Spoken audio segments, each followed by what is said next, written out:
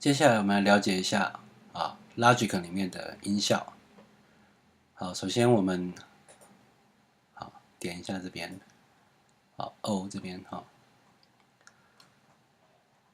它有两个比较常见的是 Foley。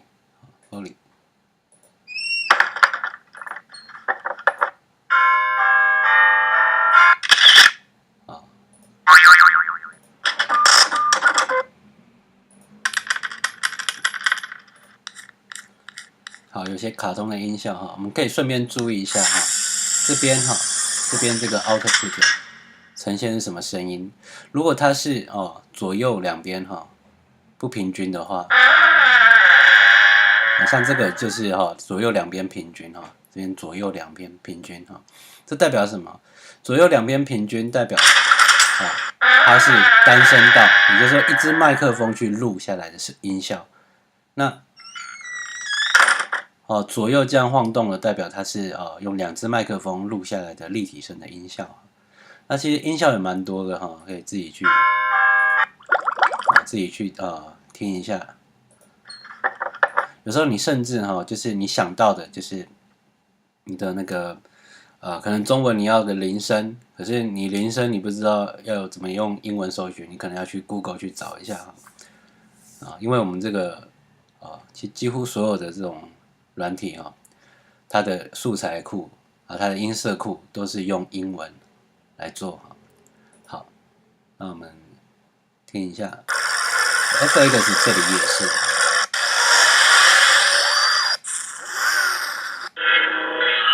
好，它 atmosphere 它是属于一种环境的环境的声音。这是在机场时钟的声音。好，这是狗叫。对，因为狗叫它这边 bark 那你狗吠通常你必须你不会直接联想到英文，所以你必须要去那个 Google 去翻译一下。好，那有一种是比较特别的就是有时候大家做配乐虽然之前都有讲那个和弦那音乐怎么做可是有时候它有些情绪表达也许比较难我们可能需要去找类似在从这边mood 心情这里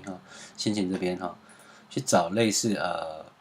整段已经做好的音乐那通常它会用这样的方式显示比如说用分来显示，而不是用 beat 用拍来显示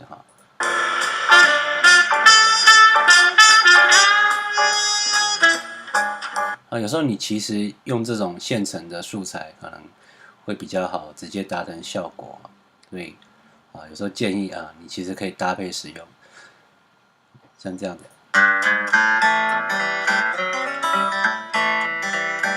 如果你觉得喜欢，你就在这边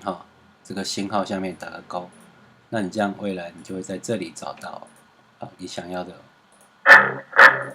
声音。好，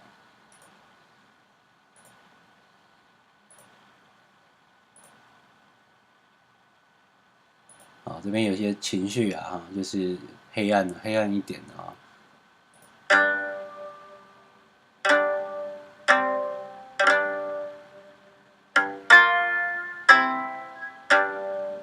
这边写黑暗可能就是不是那么的兴奋的感觉这些你都可以找来做尝试那比较难的就是我们其实要常常听这些声音素材还有就准备这些音效以备那个不时之需你做音效最麻烦的就是它的设计还有就是你的种类多不多。那种类够多的话你如果你有心从事这一行的话，那你可能要准备很多这样的音效的素材片去制作你的这种音乐你的影片好，那我就介绍到这里。